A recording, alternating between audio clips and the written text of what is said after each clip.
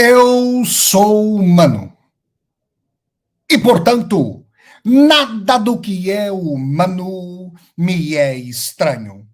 Assim falava o poeta e dramaturgo romano Terêncio, e assim falo eu, Flávio Ricardo Vassoler, escritor, professor, youtuber, nômade, fiel como os pássaros migratórios e fundador da Universidade Virtual do Vassoler. Muito boa tarde, pessoal. Boa tarde a todas, boa tarde a todos vocês. Hoje é dia 21 de abril de 2023, aqui em Portugal, como aí no Brasil, para a maioria de vocês. Feriadão no Brasil, em Confidência Mineira, dia de Tiradentes.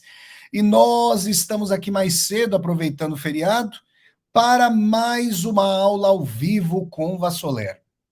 E o tema da aula de hoje, já vai falar o Vassoler, já vai o Vassoler falar que o tema lhe é muito caro. Mas vou fazer o quê, gente?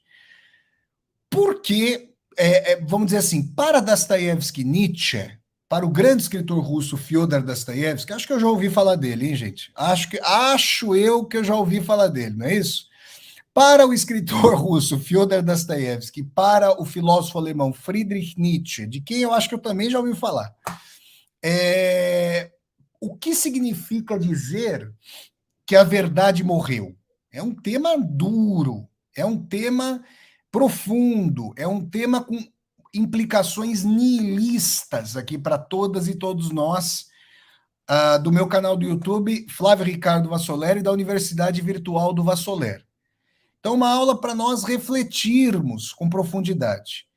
Antes de mais nada, hoje em clima, apesar do tema ser denso e trágico, eu quero pedir a todas e a todos vocês que já coloquem o nome da cidade, gente. Coloquem a cidade, coloquem o estado aqui, da onde vocês estão falando. Ó, por exemplo, façam como a minha querida amiga e aluna Maria Nilza Serf, falando de Jundiaí, que é uma cidade que fica a 90 quilômetros, se tanto, de São Paulo, a cidade que deveria se chamar Corinthians. Coloquem o nome da cidade aqui no chat do YouTube, gente.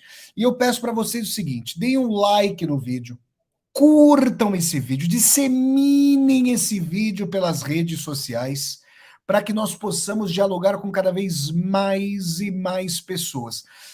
Facebook, YouTube, Instagram, LinkedIn, Twitter, mandem para todos os grupos de WhatsApp. A Arlete está falando da Praia Grande. Olha aí, gente. O Ronaldo, meu aluno também, falando do Rio de Janeiro. A Maria Isa está falando de onde? Rio de Janeiro, aí, ó. Ronaldo e Maria Isa do Rio de Janeiro. Tem um bastante. Gente, eu fiz lançamento do Diário de Escritor na Rússia em 2019 no Rio. Estava lotado o lançamento. Ano que vem, se Deus quiser, estaria aí no Rio para fazer um lançamento do meu próximo livro, do 6º livro. A Simone está falando aqui de Salvador, na Bahia. Um abraço para todo mundo de Salvador também, tá bom? Pessoal, vamos lá. Que mais? Peço para o pessoal se inscrever aqui no vídeo, se inscrevam no canal do YouTube, toquem a sinetinha para vocês poderem receber as notificações. Não se esqueçam de tocar a sinetinha quando vocês se inscreverem, hein, gente? Tá bom? O pessoal pode mandar uma contribuição financeira, tem uma tecla valeu aqui embaixo. Dá para vocês se tornarem membros humanistas do canal, tem uma tecla seja membro aqui embaixo. Quem tiver no chat do YouTube, dá para mandar um super sticker, que é uma saudação paga, e um super chat, uma pergunta paga. Nós caminhamos a passos largos para 90 mil seguidores e seguidoras aqui do canal. Antes 90, depois a base, a pedra fundamental, com as 100 mil pessoas no canal. Vamos lá então, gente, nesse feriadão. O que significa, para Dostoiévski Nietzsche, o que significa dizer que a verdade morreu? Estão preparados para um baque? Estão preparados para uma aula trágica e densa? Olha que eu estou avisando, hein, gente? Ainda está em tempo para vocês curtirem o feriadão. Não quero mais ver o Vassoler hoje. O Vassoler vai trazer aí concepções trágicas, concepções tétricas, Quem dera fossem concepções minhas e não fossem concepções daquilo que o Georg Hegel chamou de Zeitgeist, espírito do tempo. Vamos lá, eu vou espelhar aqui para vocês um aforismo do Nietzsche que sintetiza toda a aula de hoje. Ontem eu estava dando aula para o querido amigo Matheus Zeferino, um abraço para ele, e a gente falou desse aforismo. Eu falei, isso aqui é o tema para a aula de amanhã, lá no canal. Vamos falar só desse aqui. Vamos lá. Ó. Tá aqui, gente. Vamos ler juntos esse aforismo do Nietzsche? Vai ficar aqui na tela? Vamos ler esse aforismo juntos e juntas aí? Vamos lá. É um aforismo que foi extraído do ensaio do Nietzsche sobre verdade e mentira no sentido extramoral. Tá bom? O que é a verdade, portanto? Diz o nosso queridíssimo Friedrich Nietzsche, um dos maiores bigodes desgrenhados da história humana. O que é a verdade, portanto? Um batalhão móvel de metáforas, metonímias, antropomorfismos, enfim, uma soma de relações humanas que foram enfatizadas poética e retoricamente, transpostas, enfeitadas e que, após longo uso, parecem a um povo sólidas, canônicas e obrigatórias. As verdades são ilusões, das quais se esqueceu que o são, metáforas que se tornaram gastas e sem força sensível, moedas que perderam sua efígie e que só agora entram em consideração como metal, não mais como moedas. Meu pai do céu. O Nietzsche, para mim, é um dos grandes escritores da história humana. E esse aforismo é brilhante, é tão brilhante quanto iconoclasta. E nós temos que extrair aqui, dialogando com Nietzsche, dialogando com Dostoiévski, as implicações. Na verdade, em termos nihilistas, é que o Dostoiévski era um espiritualista, né? Mas em termos do nihilismo, quando o Dostoiévski é nihilista, o Nietzsche está totalmente afinado com ele e vice-versa, né? Aliás, o Nietzsche era um grande leitor do mestre Fyodor Dostoiévski. Então a gente tem que entender esse aforismo aqui. Antes eu quero agradecer aqui a Gil Severíssimo, mandou aqui um super chat e fala assim: obrigado, professor, por compartilhar seus conhecimentos. Eu que agradeço, Gilce, querida Gilce, um abraço para Gilce, que é minha aluna também da Universidade Virtual do Vassoler. Vamos lá. Vamos entender o seguinte, então. Eu vou deixando aqui o aforismo na tela para vocês irem lendo, relendo, treslendo, para estragar. Ô, Vassoler, vai estragar o nosso feriado? Gente, a culpa não é minha. Vão reclamar aí com Nietzsche, vão reclamar com o devir do mundo. Vamos entender o seguinte. O que é a verdade, então, para o nosso querido Friedrich Nietzsche? Uma construção. Mas que tipo de construção e como ela é construída? Vamos entender o seguinte, a primeira coisa. Os textos religiosos... Bom, na verdade, verdade para a religião, para as várias religiões, são os deuses ou Deus, dependendo se são politeístas ou se são monoteístas. O conceito de verdade ele é caro, diria o Nietzsche, para o mundo de ilusões, para o mundo encantado, para a infância da humanidade, diria o Auguste Comte, por exemplo, positivista do século XIX. Porque para eles, para esses autores ateus, para aqueles que concebem Deus como sendo uma criação humana, a verdade, então, é uma construção. O Deus foi criado à imagem e à semelhança das ilusões dos homens e mulheres, para o Nietzsche. Tá? Então, a verdade, o que é? Vamos entender aqui. Um batalhão móvel de metáforas, metonímias, vamos parar aqui, figuras de linguagem, artifícios da linguagem. Aquilo que os seres humanos não entendiam, chamavam de Deus ou de verdade. Coisa eterna, sagrada, absoluta, inamovível, imutável, onisciente, onipotente, onipresente, para o Nietzsche. Antropomorfismos. O que é o antropomorfismo? É a humanização de algo que não existe, mas a partir do humano, Deus. Por exemplo, a imagem mais antropomórfica do Deus judaico-cristão está no teto da Capela Sistina. É um homem idoso com barba. E ainda está bem fortão, por sinal, né? Então, o que, que acontece? No patriarcado, Deus é um gerontocrata, é um senhor mais velho. Enfim, uma soma de relações humanas. Ou seja, o que, que o Nietzsche fala? Deus são as concepções de Deus e as relações de Deus.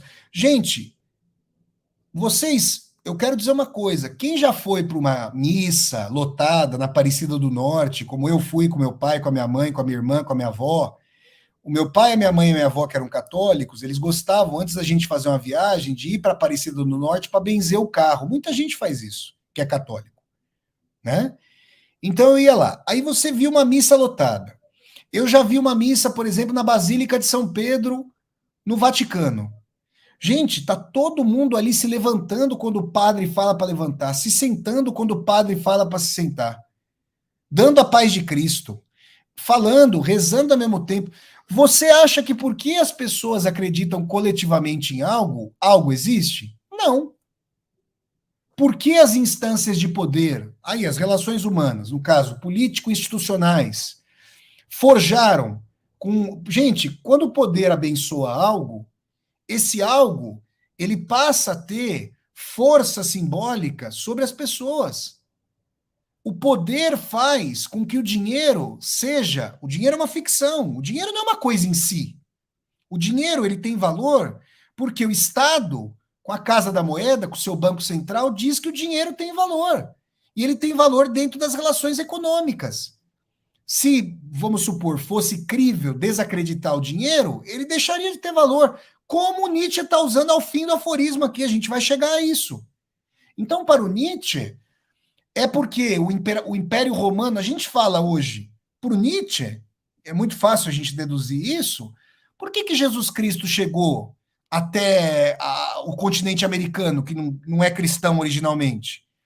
Porque Roma se converteu ao cristianismo, o Império Romano virou a Igreja Católica, e com a força do Império Romano e com a cristianização das monarquias europeias, que depois patrocinaram as colonizações, se falou sobre o cristianismo nas Américas, América do Norte, Central e do Sul.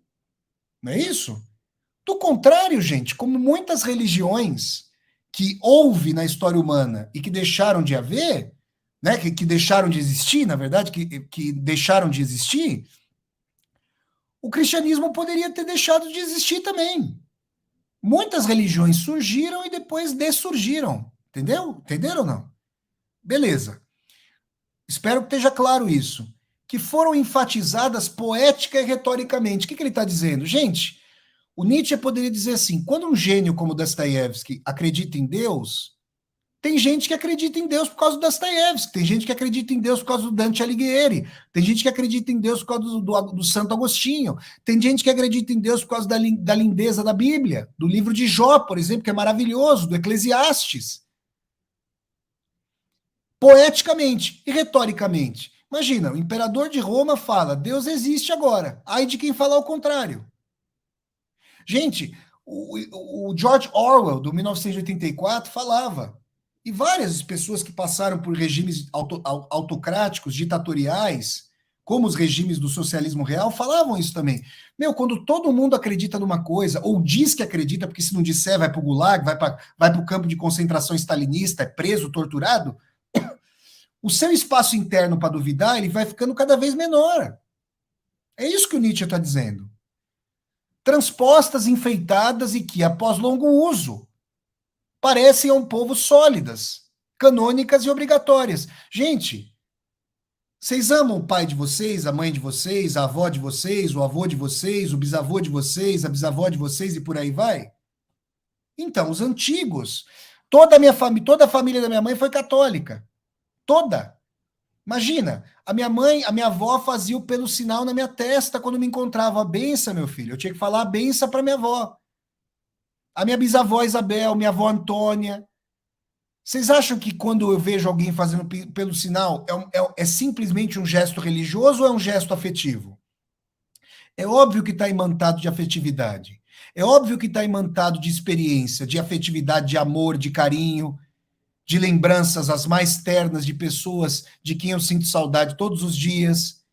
Então não é uma coisa pura e simplesmente lógico-cognitiva. A fé está calcada em experiências densas da integralidade do ser. E por isso Nietzsche está dizendo que as pessoas querem acreditar em Deus. Porque querem acreditar, querem continuar a sentir. Deus também é uma forma, o Nietzsche diria, de ter uma continuação do afeto, da saudade que a gente tem dos ancestrais. Passa de geração para geração. Quantas coisas eu ouvia quando eu era criança da minha bisavó Isabel, da minha avó Antônia. Quantas coisas ela falava que, porque elas disseram, pareciam verdades autoevidentes. Não vai tomar banho depois do almoço que vai dar congestão. Não deixa o tênis amarrado de boca para baixo. Não passa embaixo da escada. Estão entendendo ou não?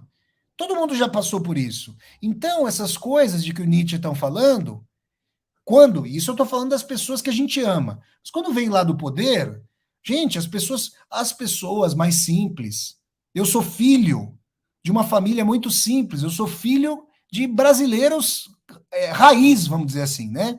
Que são os brasileiros que sofreram crime social do Estado, né? Que não puderam estudar, que viveram para sobreviver, né? Ainda assim, graças a Deus, uma família muito feliz, uma família de pessoas muito dignas, trabalhadoras, honestas, maravilhosas.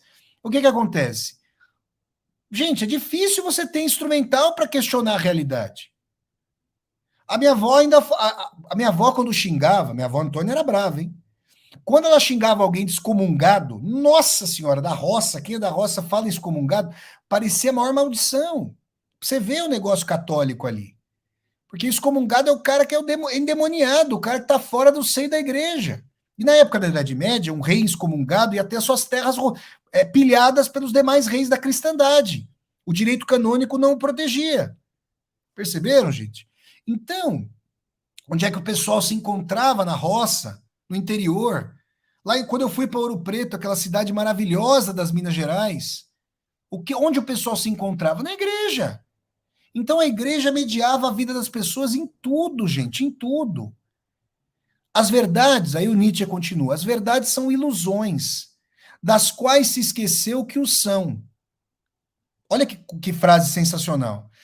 Você de tanto repetir, de tanto ser cerimônia, de tanto ter ritual. Por exemplo, semana passada aqui em Portugal foi Páscoa, aí no Brasil também, foi Páscoa. Fazia muito tempo, eu acho que eu nunca tinha visto lá no Brasil, mas aqui em Portugal eu vi. O pessoal carregava o Cristinho, Jesus Cristo na cruz, badalava o sino, aí o pessoal batia na porta e falava, Jesus ressuscitou. Era bonito o ritual. Imagina, gente, as pessoas se identificam, as pessoas celebram esse ritual. Então, uma ilusão, para o Nietzsche, que foi criada pelo ser humano, deixa de sê-lo quando passa a ser ritualizada, é transmitido de geração para geração, gera tribunais de perseguição, de fogueira, de tortura, não é isso? Tribunal da Santa Inquisição, não foi isso? Essa tragédia? Gera dogmatismo, põe medo nas pessoas. Quem já assistiu ao filme O Sétimo Selo do Bergman se lembra da cena do inquisidor lá, falando para as pessoas que eles deviam temer o inferno, né? Então, tá aí. Das quais se esqueceu que são ilusões. Metáforas que se tornaram gastas e sem força sensível. Gastas por quê? Porque a época de Darwin, de Freud, de Nietzsche, de Marx e da Revolução Industrial está pondo Deus contra a parede. O poder humano o poder volta do céu para a terra com a Revolução Industrial. Já desde o Renascimento. O criacionismo, você acredita nele, se quem acredita no criacionismo justamente tem que acreditar, porque o Darwin mostrou que ele não existe. Cientificamente ele não existe. E o que acontece? As moedas perderam sua efígie, seu símbolo, e agora elas são o que elas são, metal. A moeda, vale dizer aqui, a moeda vale dizer o seguinte, a moeda, ela é peraí, gente.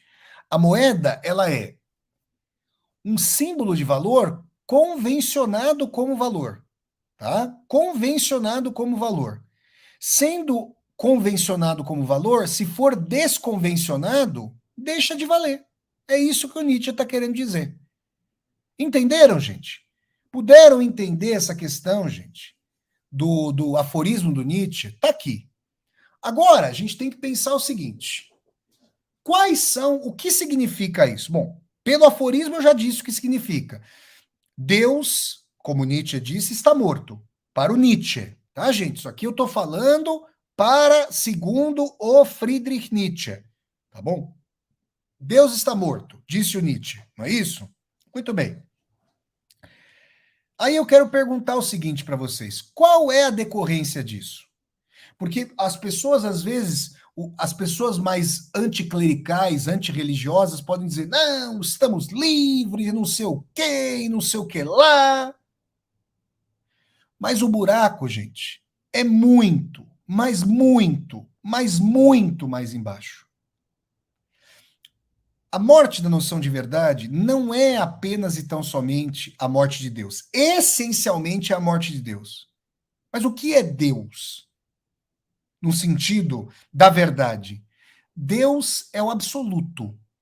E o que é o absoluto?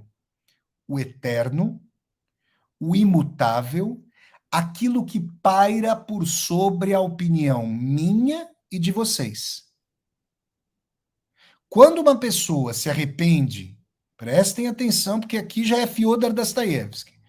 Quando uma pessoa se arrepende de algo errado que fez, e errado com base em quê? No absoluto. Não matarás. Não cobiçarás a mulher do próximo. Os 10 mandamentos lá. Respeitarás pai e mãe. Olha só.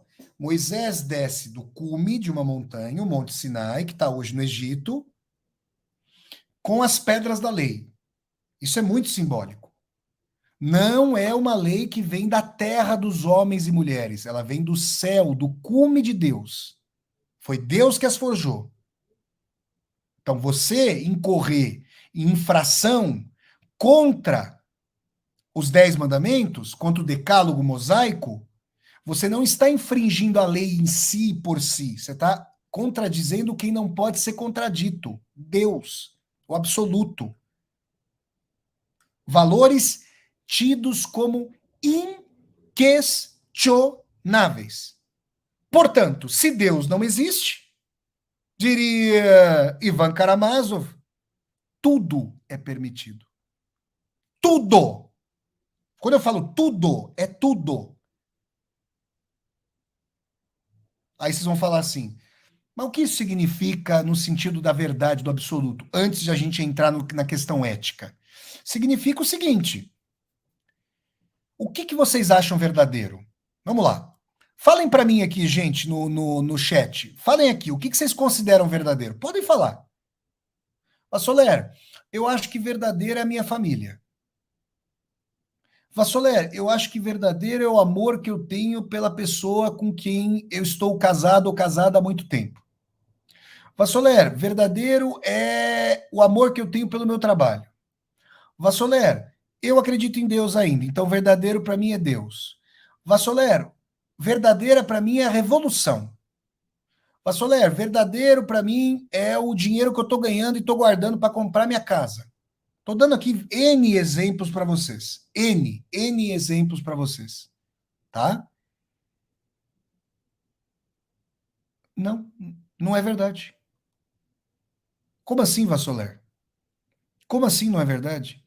Não, não é verdade. Você está acreditando, nós estamos acreditando, quem acredita em cada uma dessas coisas aqui, nós estamos acreditando em coisas que são convencionadas como sendo sagradas, verdadeiras, importantes.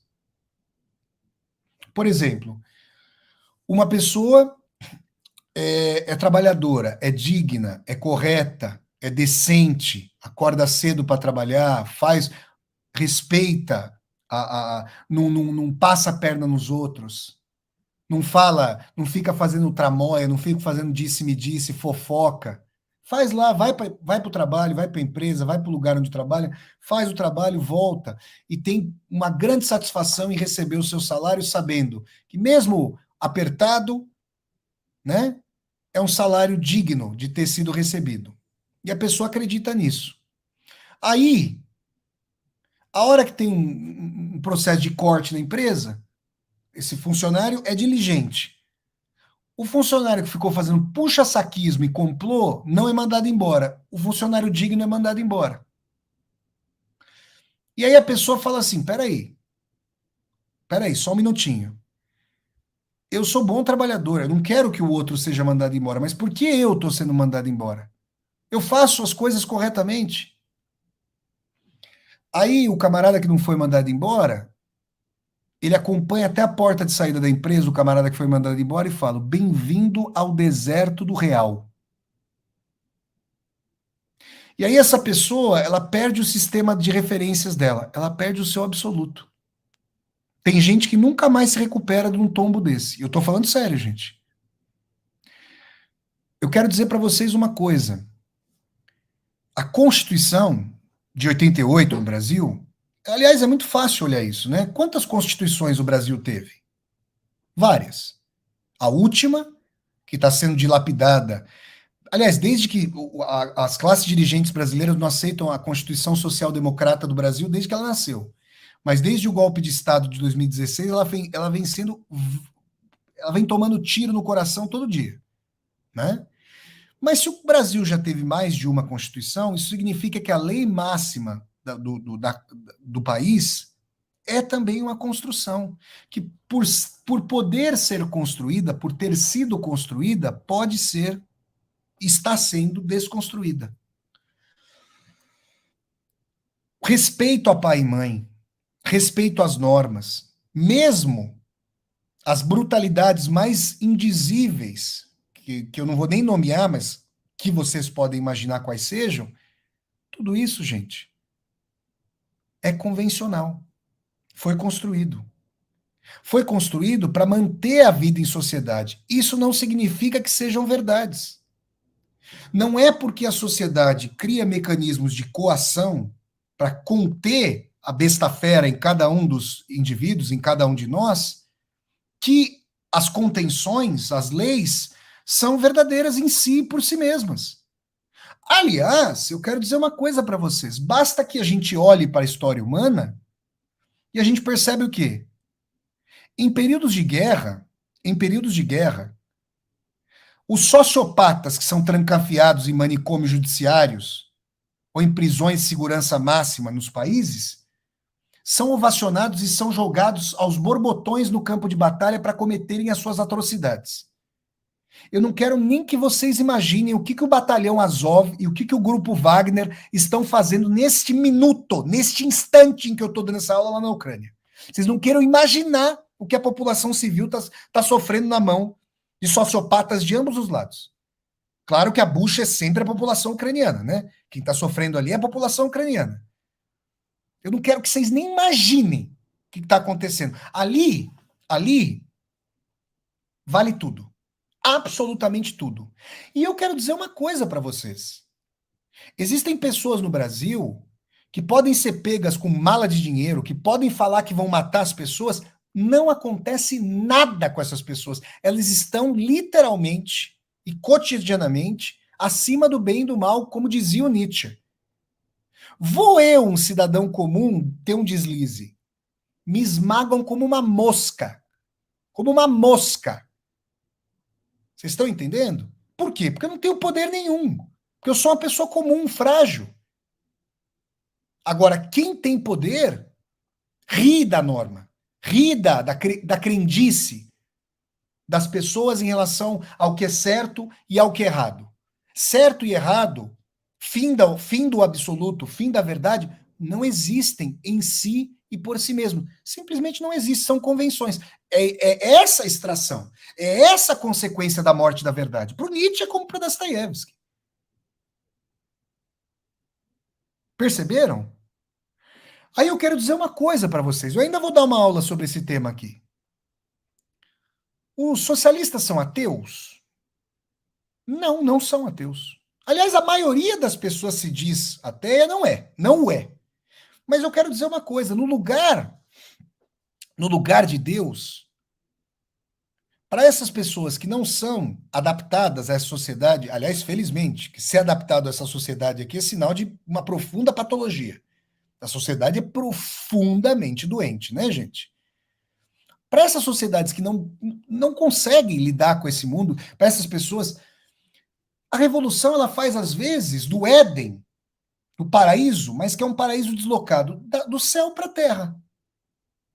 São tão teístas quanto os antigos religiosos. Aliás, sobretudo em períodos revolucionários, estão tão convencidos da sua verdade contra os primeiros cristãos que acreditavam que o Éden desceria à terra no fim dos tempos que estava próximo.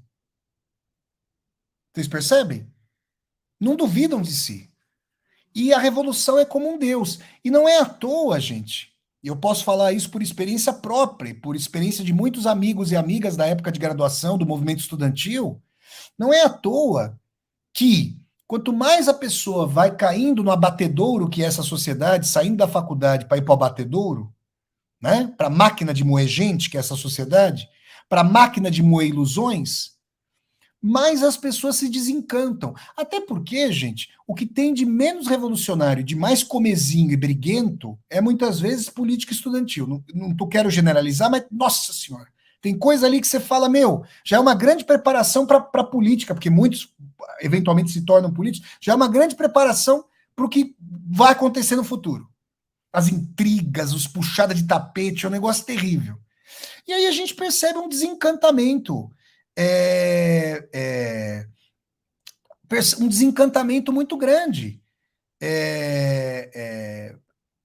com relação à revolução.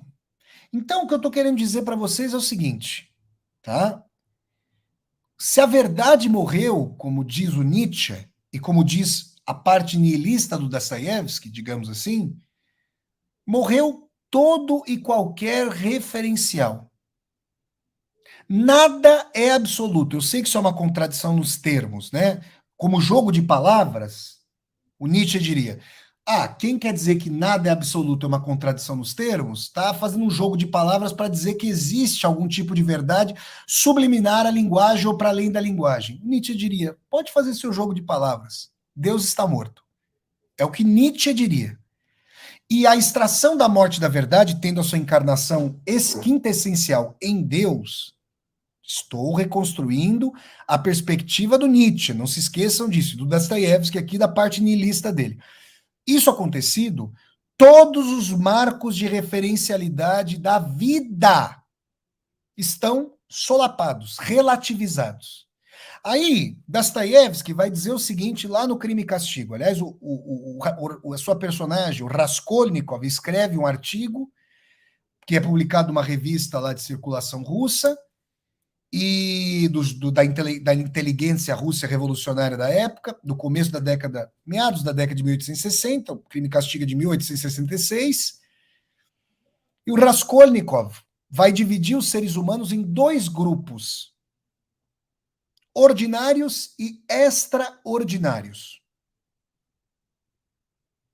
E todas e todos nós podemos pensar em que grupos, a maioria de nós, obviamente, segundo o Raskolnikov, seríamos ordinários, sem a menor dúvida.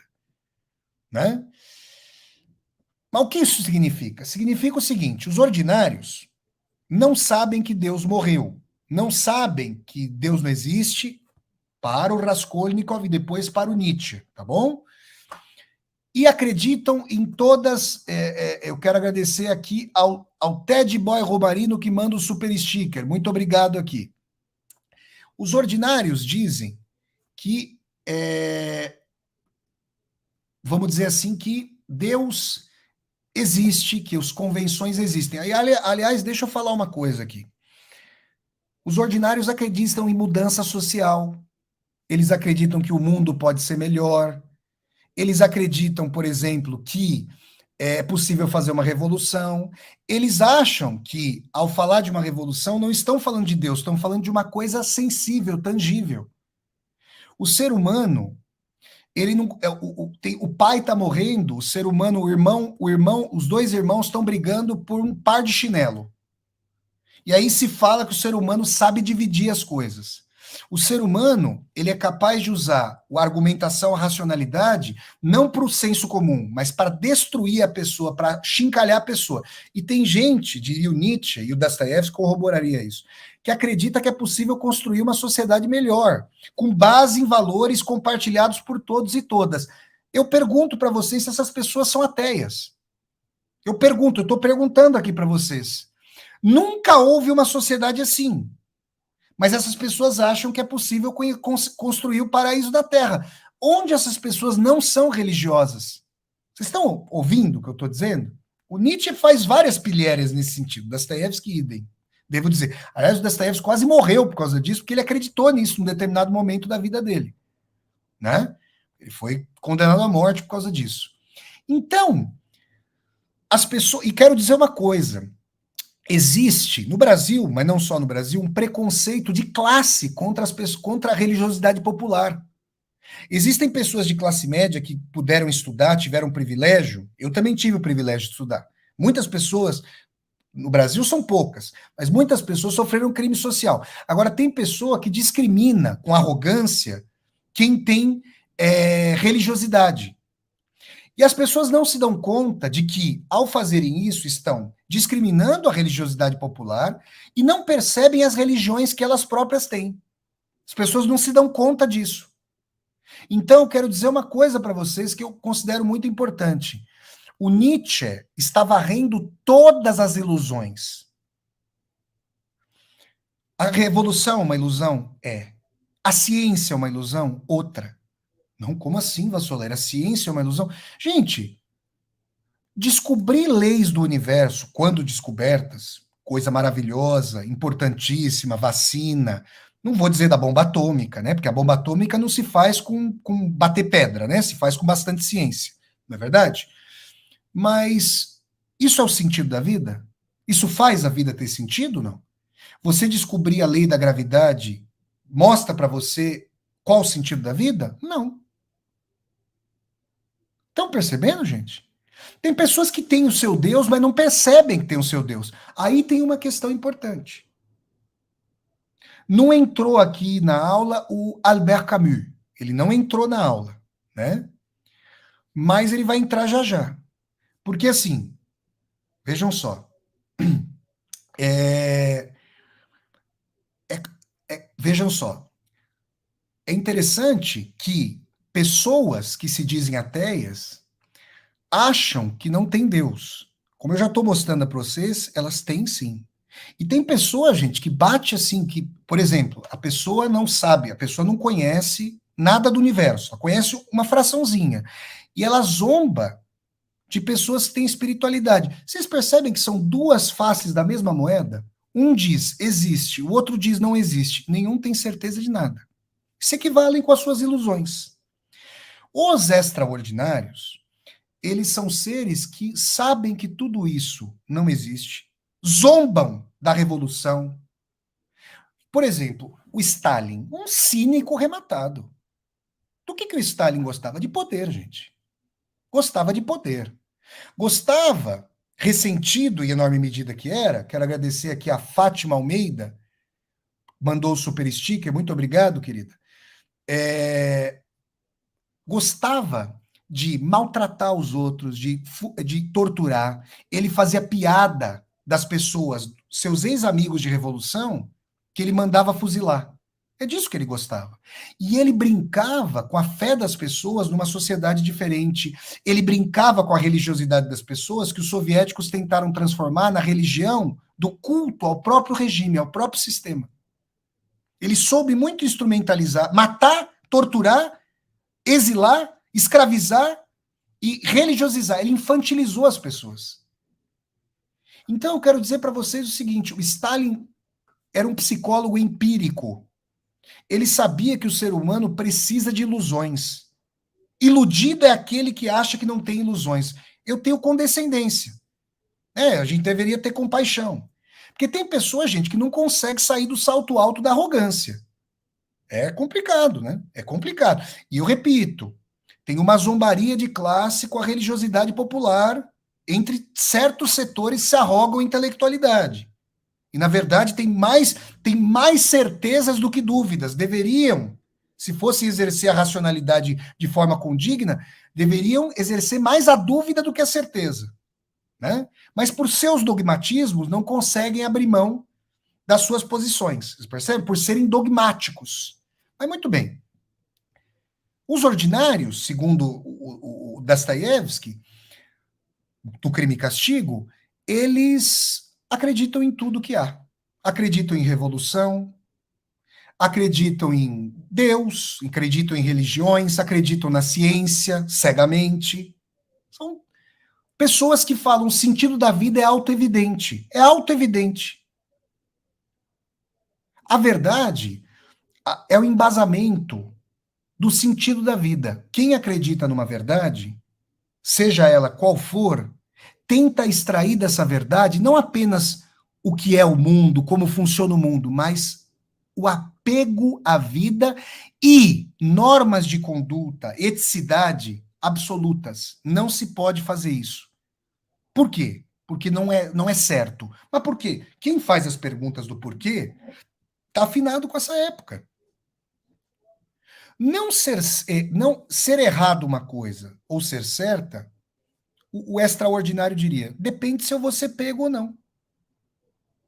O Raskolnikov, no Crime e Castigo, ele aspergiu o sangue humano com um machado para ele se colocar no trono vago de Deus e para ele, vejam vocês, para ele saber se ele pode suportar a morte do não matarás. Se Deus morreu, eu mato o não matarás. Esse era o teste dele.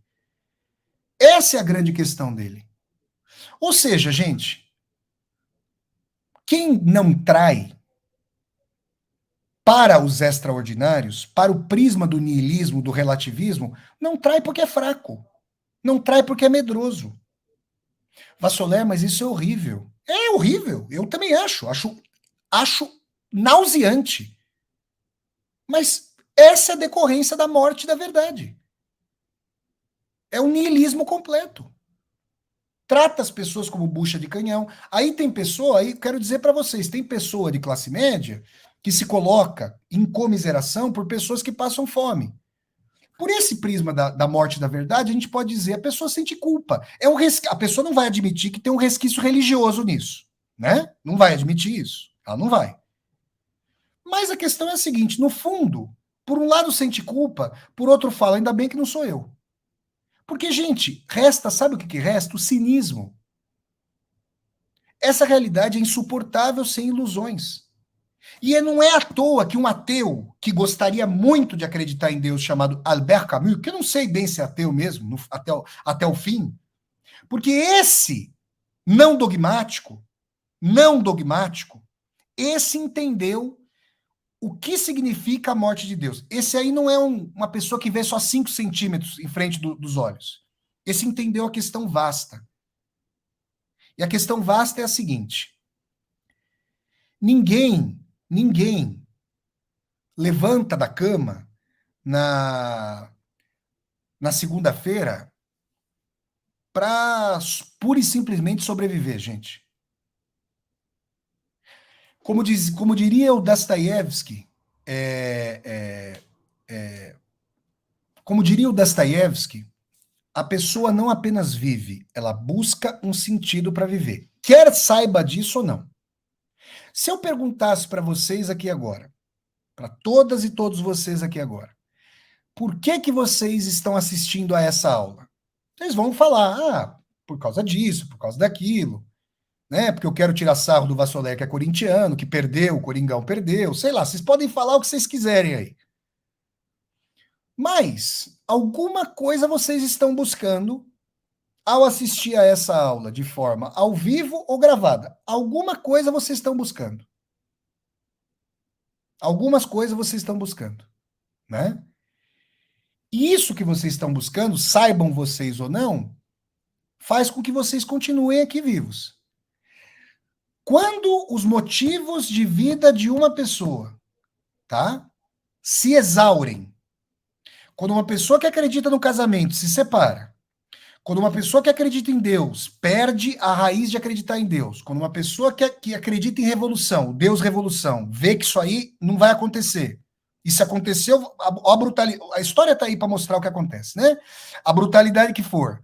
Quando uma pessoa perde o sentido da vida dela, o mais enraizado, a pessoa ela tem uma vivência do que é a morte da verdade. Ela parece um pedaço de isopor flutuando no oceano, à deriva. A pessoa não está coligada a nada, tudo é retrátil. Comer ou não comer, dormir ou não dormir, dizer a verdade ou mentir, acreditar ou não acreditar, dá tudo no mesmo. Tudo é igual, é igual. Esse é o terror. Mas esse terror, ninguém quer olhar para a cara desse terror. Para a cara desse terror, ninguém quer olhar. As pessoas querem ilusões. Não, porque o teorema de Pitágoras me redime. Não, porque a minha ciência me redime. Não, porque a minha revolução me redime. Não, porque o futebol me redime. E aí, por aí, vão passando aí. Mas não redime nada. Isso é resquício religioso na forma de pensar e se comportar no mundo. Pura e simplesmente isso, diria o Nietzsche. E diria o Dostoiévski também. Porque aí, gente, é o seguinte, tá? É o seguinte, o Freud tá lá, teve um câncer de palato terrível no fim da vida e pediu para o médico dele ajudá-lo a morrer. Ninguém pode julgar o Freud por isso. Seria uma baita de uma sacanagem fazer isso. Vai julgar a pessoa que está sofrendo atrozmente? O Freud era um rematado ateu. Ninguém pode julgá-lo por isso. Mas é uma decorrência de uma dimensão que considera que a vida é agora, aqui e apenas essa, que se acabou a força vital, vamos embora. Por que não? Vocês estão entendendo? Por esse prisma. Por que manter a vida? Vocês estão percebendo? Então, assim, o que o Albert Camus disse? Ele disse que é preciso imaginar Sísifo feliz. O que é isso? As pessoas não querem entender até as últimas consequências desse aforismo. As pessoas não querem entender. Mas vamos entender isso. É o seguinte: Sísifo é um condenado pelos deuses, pelo sadismo dos deuses da mitologia grega, a rolar uma pedra morro acima. Até aí, se ele chegar ao cume, o Newton diz que a pedra vai morro abaixo. A pedra e morro abaixo explica o sentido da vida? Não. A obra, o Newton, que era espiritualista, inclusive, viu, gente? O Newton acreditava em Deus, tá? Só para avisar aí pessoas que acham que dogmaticamente que ciência tem a ver com ateísmo. Isso é um dogmatismo, isso é uma coisa. Kepler, por exemplo, Newton era espiritualista. Mas isso é assunto para outra aula. Vamos ver o que. O cara, se ele chegar ao cume da montanha, né? Ele cai, não é isso? A pedra cai. Não, porque os deuses não deixam o Sísifo chegar com a pedra ao cume da montanha. Não, Deus, não deixam. Então o Sísifo, coitado, ele tem que rolar essa pedra sem poder dela se desvencilhar. Sabe o que o Camus, poeticamente, sabe o que ele diz poeticamente? Que essa pedra é a nossa vida que vai para a morte. Todo mundo aqui não vai morrer? Tem gente aqui que vai ficar para semente?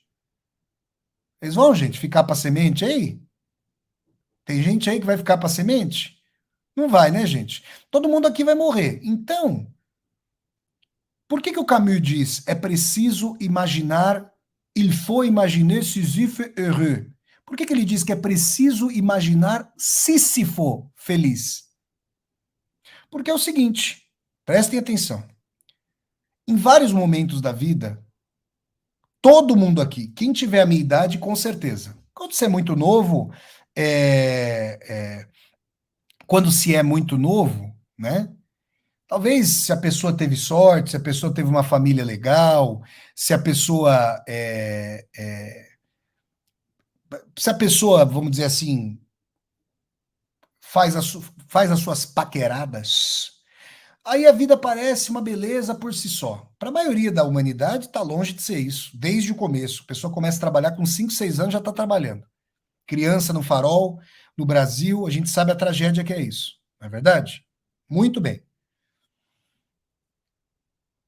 Mas aí, gente, quando a pessoa vai viver essa vida que é uma máquina de moer gente, que é uma máquina de moer sonho, que é brutal, que é um deserto de gelo, aí a pessoa, em vários momentos, ela fala assim: Meu, eu tenho inveja de quem morreu. E não é que a pessoa quer se matar. eu acho que é muito mais profundo. Isso é a sensação da pulsão de morte do Freud, numa sensação. Você tem inveja de quem morreu porque talvez você não quisesse ter nascido.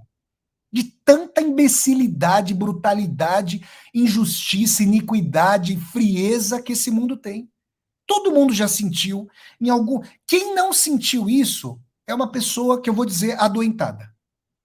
Porque essa sociedade é tão ruim, ela é tão feia, ela é tão absurda, que quem está adaptado plenamente a esse tipo de sociedade, quem nunca sentiu o mal-estar, não é na civilização, é como civilização. Realmente a pessoa está de. O meio corporativo vai falar, está de parabéns, né? Um dos grandes disseminadores de sociopatologia, está de parabéns. Então, gente, a pessoa pode falar: meu, chega de rolar essa pedra. Chega de rolar essa pedra. Eu não quero mais rolar essa pedra. Vocês estão entendendo, gente? Agora eu vou repetir aqui para vocês. Eu vou repetir a colocação do Albert Camus. Prestem atenção a isso aqui. Se é preciso, olha, é um comando imperativo. Se é preciso imaginar Sísifo feliz, se é preciso imaginar Sísifo feliz, você tem que dar um comando. Porque se você não imaginar, salvo engano, está na ordem da ilusão, né, gente? Camus usou o verbo imaginer, do francês. Imaginar. Se não for se não for possível, porque se é preciso imaginar, talvez não seja possível imaginar. A pessoa solta a pedra e a pedra vai fazer o quê? Ela vai antecipar a rolagem da pedra sobre nós, que um dia vai acontecer com a morte. Somos todos Rolling Stones, roladores de pedra. Chega uma hora que tem gente que não quer rolar mais, gente.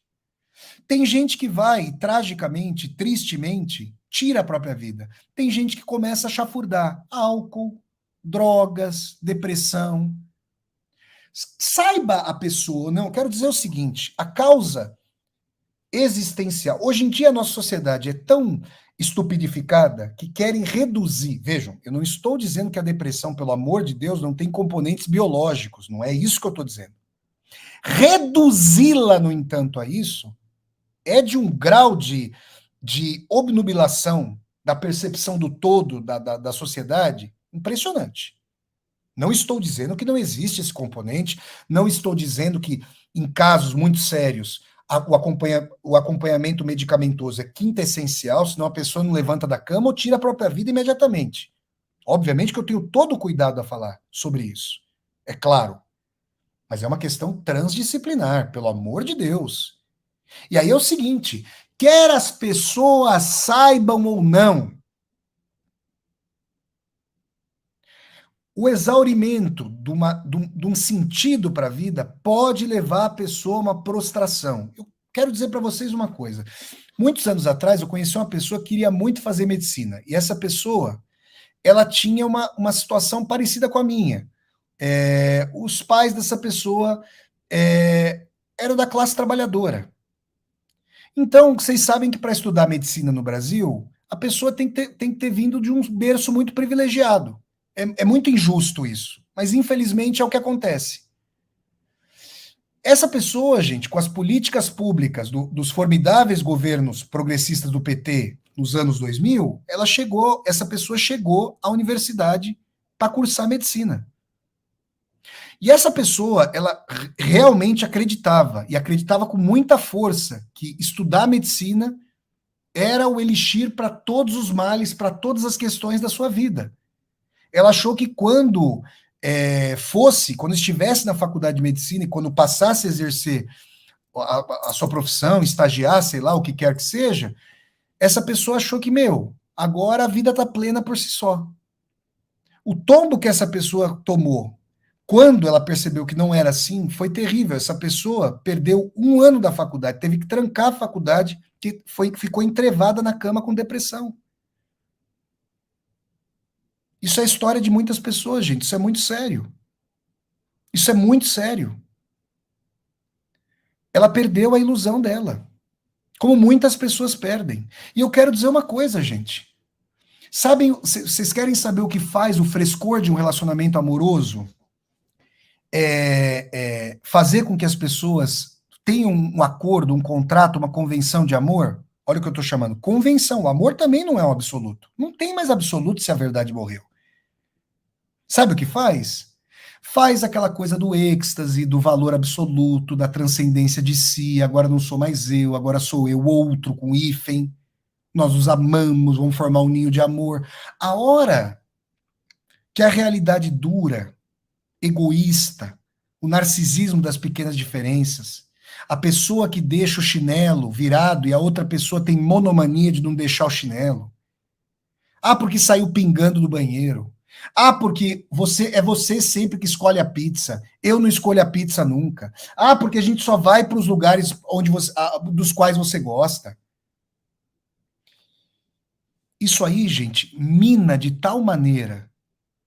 Quando as pessoas são explosivas, já começa a destruir a relação de cara, né? Aí dá briga, briga em cima de briga, ninguém se respeita mais, aí começam os palavrões, é só ladeira abaixo. Mas tem pessoas, gente, que conseguem mastigar coliformes. Desculpem o termo, mas é isso. Conseguem mastigar coliformes. Aí mastiga, aí mastiga, aí mastiga. Aí a pessoa vai se enchendo, né? O pote de coliforme vai ficando até a testa. Chega uma hora, gente, que você põe o ventilador, você vira o pote e joga o ventilador. Aí você não consegue nem saber de onde veio o ressentimento e a mágoa. Não dá nem para retraçar, de tão antigos que são. Em nome do que se mantém uma relação? A nossa época, nesse sentido, ela é a realização da morte da verdade. Qual é a única verdade em que verdade, entre 40 mil aspas, em que as pessoas acreditam? Falem eu até amanhã. Só que é curioso, né? A nossa sociedade atual, que é a quintessência da estupidez, ela fala do eu, mas as pessoas são totalmente anti-eu, porque você tem radical individualismo sem nenhuma individualidade. As pessoas querem as mesmas coisas, os mesmos carros, as mesmas marcas, o mesmo corpo, os mesmos dentes, a mesma conta bancária. Elas têm um medo enorme de saírem do tijolinho da parede, do muro, de saírem da formiguinha, sair do formigueiro. Percebem, não? Então, a pessoa fala assim, se não me convém, eu não quero. Se tem desavença, eu não quero. Troca de pessoa, troca de pessoa como troca de bolsa, como troca de carro, como troca disso. Como se as pessoas tivessem dinheiro para fazer isso, né? Então, gente, eu quero dizer o seguinte. Quando eu vejam, tem pessoas que são, eu vou chamar aqui, tem pessoas, eu respeito muito o agnosticismo. O agnosticismo me merece todo o respeito. Porque são pessoas que sabem que não têm capacidade racional ainda, talvez um dia tenham, talvez não tenham, de responder às grandes questões da existência ou inexistência de Deus, por exemplo. Isso eu respeito e respeito muito, a dúvida. As certezas são equivalentes. Ateias ou teístas, elas se equivalem, as certezas. Né? E tanto piores são, quanto mais dogmáticas se mostram. Né? Mas muito bem. Aqui o que eu quero dizer para vocês é o seguinte: quando um gigante do pensamento e da arte, como Albert Camus, fala que é preciso imaginar Sísifo feliz, ele está pensando não no Nietzsche, que é um gênio, e que encontra na sua própria individualidade o sentido para a vida. Aí, quando ele está envelhecendo, ele não vai tratando a sífilis, que talvez ele tenha tido, os 10 últimos anos de vida dele são decrepitude pura. Né? O Camus está pensando na vida das pessoas comuns, porque ele é filho da classe proletária da Argélia. E ele está entendendo que as pessoas, ele inclusive, precisam de ilusões. Uma vez eu dei uma aula sobre o Camus e teve um comentário muito inteligente aqui nesse chat do YouTube. Né? A pessoa falou assim: ô professor, você quer saber de uma coisa? O Camus é um camarada boa pinta, as moças gostavam dele, E ele tinha, quero agradecer aqui a Leonora Haberbeck, um abraço, minha aluna, que se tornou membro humanista do canal. Muito obrigado, querida. Muito obrigado mesmo, viu? Obrigado a Leonora. O Camus é um camarada que era boa pinta, as moças gostavam dele, ganhou o prêmio Nobel, era talentosíssimo. Então é fácil imaginar se isso for feliz. Aí a pessoa falou assim aqui no chat: eu quero ver o Camus falar que é preciso imaginar se isso feliz, ganhando o que eu ganho e tomando os foras que eu tomo das moças.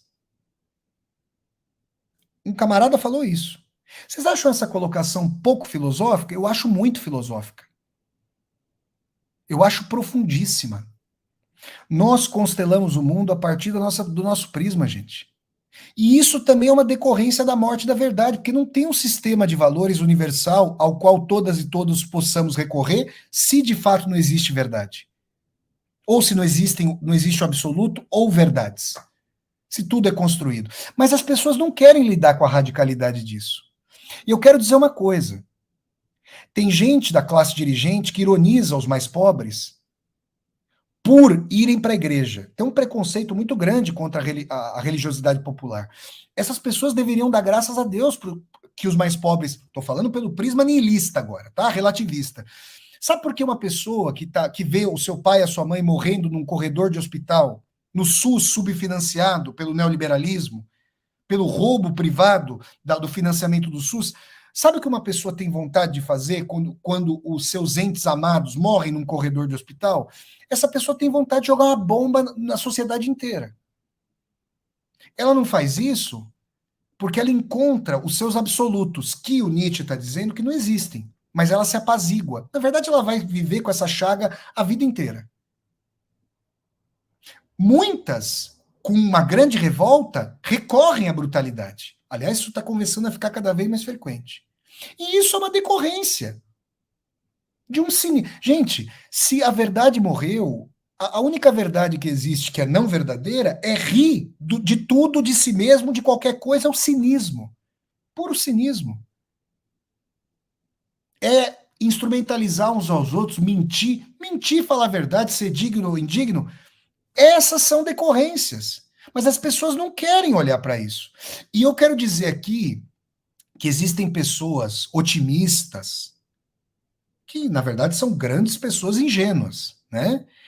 São grandes ingênuos e ingênuas, que, na verdade, não querem ver que aquilo que lhe parece maravilhoso para si, que aquilo parece maravilhoso para si, o é por uma contingência. Se a pessoa sofreu um acidente, se a pessoa chegar a um ponto de exaustão das suas verdades porosas e provisórias, talvez a pessoa nunca mais se recupere, gente. Ô, Vassoler, não era para você ministrar essa aula, você não podia ter dado essa aula à noite? Porque eu tenho feriado aqui, eu quero ir para uma praia, para uma piscina. Rapaz jovão, né? O pessoal jovão quer ir para uma praia, para uma piscina, para dar um rolê, dar uma paquerada, não é isso, gente? Estou usando um verbo lá da década de 20, do século, uma paquerada, para não me prejudicar aqui no canal, que eu não uso outras colocações aí, poderiam me prejudicar aqui no canal. Eu estou trabalhando. Mas, gente, a culpa não é minha. A nossa época matou as verdades, matou a verdade, matou o absoluto, né? E tendo feito isso, eu não estou dizendo, vejo, todo mundo sabe minhas posições. Eu não sou nietzschiano. Eu não comungo na igreja do Nietzsche, né? Eu concordo com o Dostoiévski espiritualista, mas e daí? Eu não consigo pensar contra mim mesmo? O problema da nossa época é o dogmatismo, que já virou fanatismo há muito tempo. As pessoas não conseguem pensar contra si mesmas. Você vê que uma das bases autoritárias das pessoas, de subserviência, infantilismo das pessoas, é que elas precisam de verdades. Já o grande Cazuza, ideologia, eu quero uma para viver. Não é isso, gente? Não é isso? É que as pessoas não trocam a palavra ideologia por ilusão e trocam a palavra ilusão por verdade. As pessoas precisam disso. Se não tiver ideologia, revolução, ciência, futebol, sexo, comida, esporte, sei lá, o que vocês quiserem. O que vocês quiserem.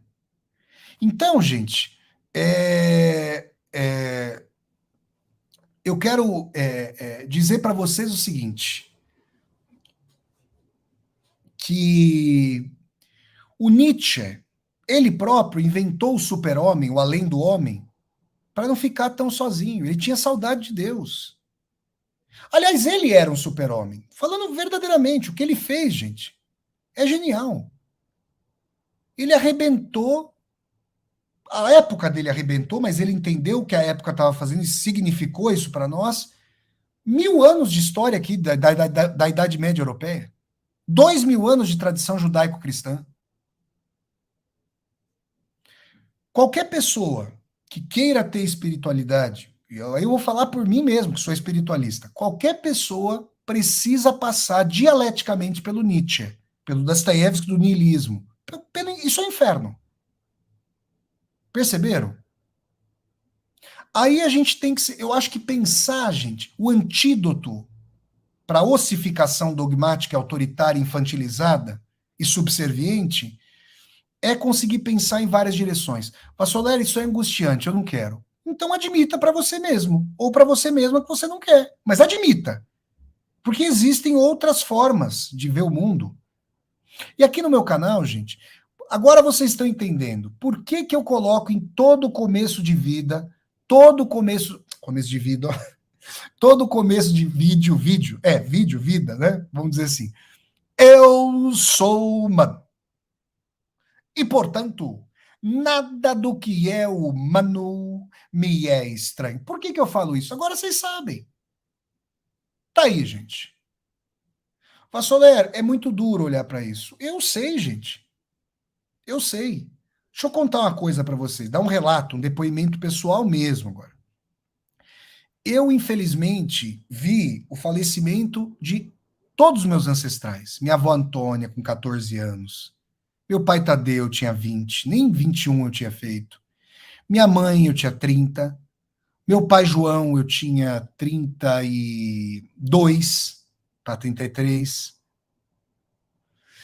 E é óbvio, gente, que nesse momento a gente se pergunta, acabou. Desde os 14, infelizmente, né? Vocês acham que eu gostaria de ter perguntado isso tão cedo? Vocês acham que eu gostaria? Tem amigos meus que têm os pais até hoje. Você acha que eu falo assim, eu dou graças a Deus por ele, mas me dói, não por eles. Por eles eu fico feliz, mas dói de pensar que meus pais já faleceram. E aí eu perguntei isso. E é óbvio que, por um lado, você tenta entender a espiritualidade como uma forma de lidar com isso, mas por outro você pode imaginar que, olha, talvez essa ilusão seja importante, inclusive para lidar com isso, se for uma ilusão. Você consegue pensar ambiguamente. E quando você está mais frágil, você não quer que seja uma ilusão. Quando você está mais forte, talvez você encare como uma ilusão. E essa ambiguidade nos é constitutiva. Porque dói demais essa vida aqui, gente. Por isso Guimarães Rosa, lá no Grande Sertão Veredas, falou: viver é perigoso. É isso, gente. E por isso Guimarães Rosa, o gigante Guimarães Rosa, falou que a questão mais fundamental da vida era saber se Deus existe ou não. Vamos trocar o que o Guimarães Rosa falou para o Antônio Cândido, grande crítico literário brasileiro Antônio Cândido, pelo tema da aula de hoje? Para o Guimarães Rosa, o que é mais importante para viver é saber se existe a verdade ou não. Eu espero que depois dessa aula vocês tenham compreendido isso. Mas as pessoas, gente, as pessoas são dogmáticas, muitas vezes dogmáticas, com ou sem Deus, com ou sem verdade.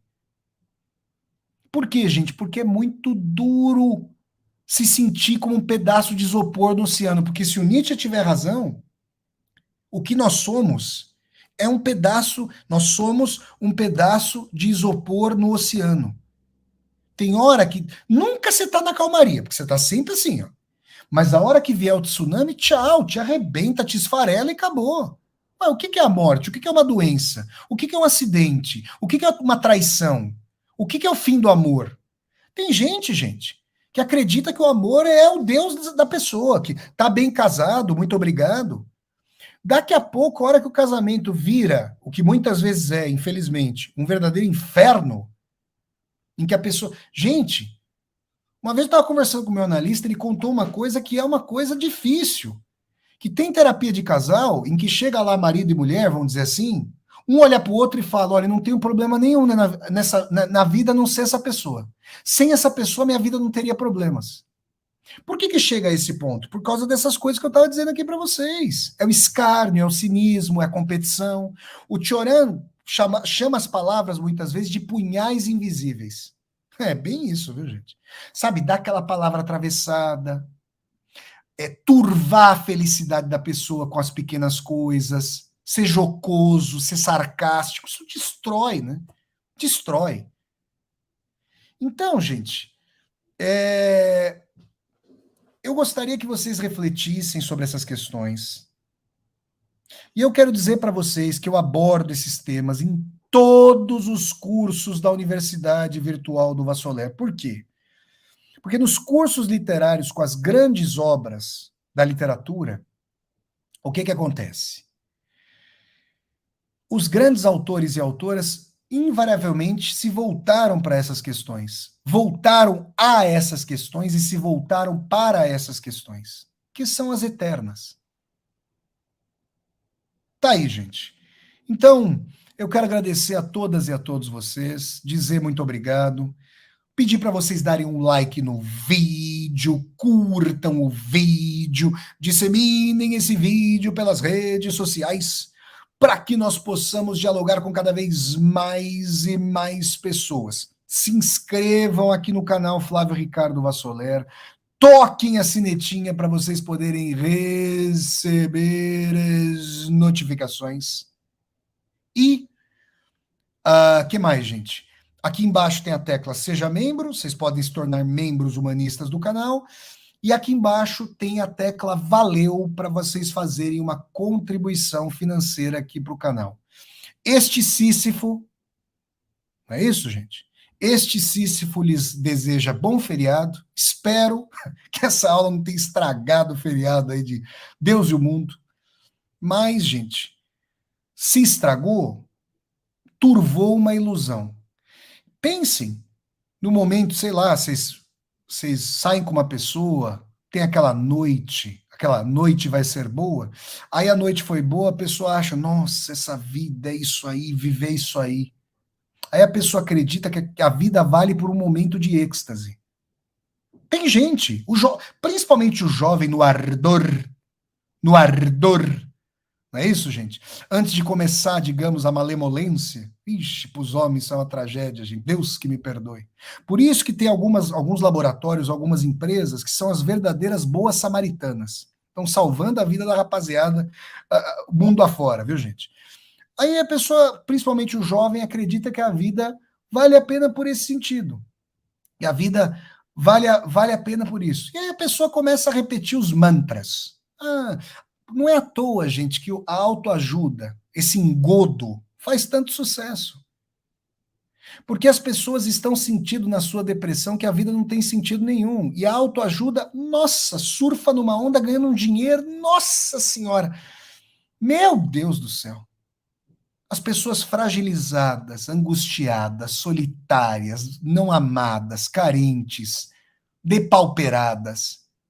E as pessoas surfando nessa onda. Não preciso nem dizer a náusea que eu sinto disso aí, né, gente? Então tá aí, pessoal. Um grande abraço a todas e a todos vocês. Nos veremos sempre aqui no meu canal do YouTube, Flávio Ricardo Vassoler, nos cursos da Universidade Virtual do Vassoler. É duro, gente. É duro. As humanidades se nos libertam da ilusão, das ilusões, ao mesmo tempo chega lá um dialético como Albert Camus e mostra a ontologia da ilusão. Um grande abraço.